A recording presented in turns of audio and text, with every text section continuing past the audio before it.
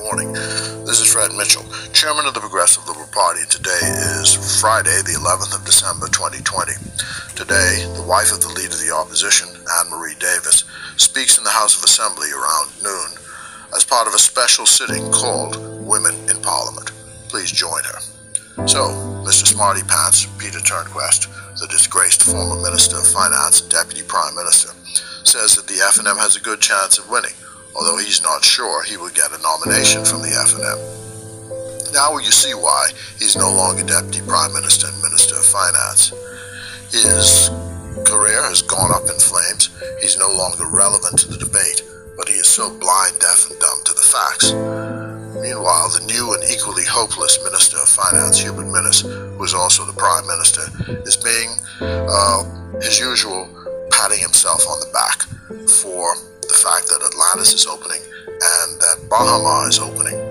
Atlantis, of course, disgracefully refused with the cooperation of his government to pay its staff while the layoff was going on. And of course, the FNM government is shafting the employees of Bahamar because the employer continued to pay them during the lockdown. The FNM is cheating the Bahamar employees of their money. Don't be surprised, though, at this FNM crew.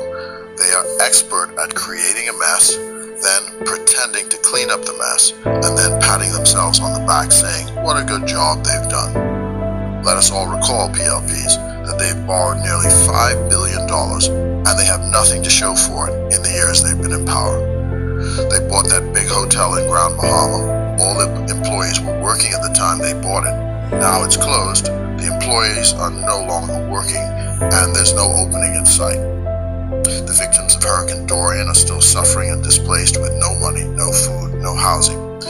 Even in New Providence, there are food lines, long food lines. Social services can't seem to get the help to the people who need the help, but this FNM Minnis crew are expert at shameless self-promotion, deceit, and of course, incompetence. They came to office accusing the PLP of corruption, when in the fact is there is no corruption in evidence that they've proved against the PLP, and they are experts at corruption. They're stealing the public treasury blind. That is their honeypot. So we go back to where we started.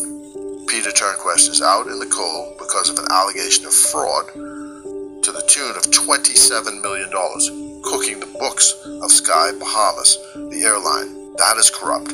Nothing the PLP has done or is alleged to have done equates to that. And who can forget the former Minister Elmer Campbell now being charged with bilking $1.2 million, ripping off the Ministry of Tourism. How do you spell corruption?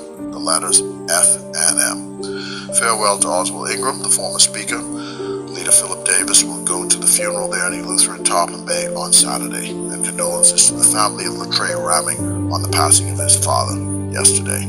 As usual, God bless you.